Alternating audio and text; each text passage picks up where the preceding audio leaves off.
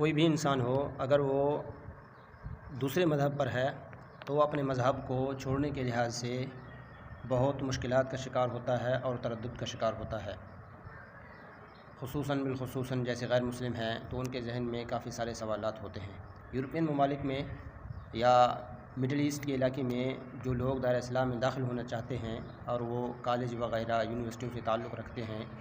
Student ہیں، تو وہ مطالعہ کرتے ہیں اور مطالعہ کرنے کے بعد اپنے اعتراضات کو دور کرنے کی کوشش کرتے ہیں۔ جب انہیں اعتراضات کے مثبت جوابات مل جاتے ہیں تو وہ دائرہ اسلام کی طرف راغب ہو جاتے ہیں اور کلمہ پڑھ کر دائرہ اسلام میں داخل ہو جاتے ہیں۔ جیسے میں نے بیان کیا، ایک ملحدہ عورت جو سلواکیہ کی تھیں، سلواکیہ یہ روس کا علاقہ ہے، اس روس کا کوئی شہر ہے، اس علاقے سے نائلہ تعلق رکھتی تھیں۔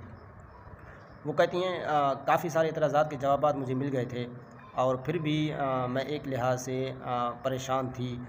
ذہنی تردد کا شکار تھی۔ تو میرے کسی دوست نے مجھے کلام پاک یعنی قرآن مجید کی تلاوت سینڈ کی ویڈیو کی صورت میں، اور مجھے کہا کہ آنکھیں بند کر کے خاموشی کی حالت میں کانوں میں ہیڈ فون لگا کے اس کو سننا ہے۔ وہ کہتی ہیں کہ جب میں نے کانوں میں ہیڈ فون لگا کے اس تلاوت کلام پاک کو سن لیا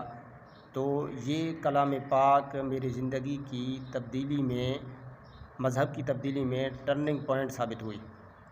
اور میں فوراً کلمہ پڑھ کے دائرہ اسلام میں داخل ہو گئی۔ اس کے علاوہ ان سے سوال کیا گیا کہ جیسا کہ انسان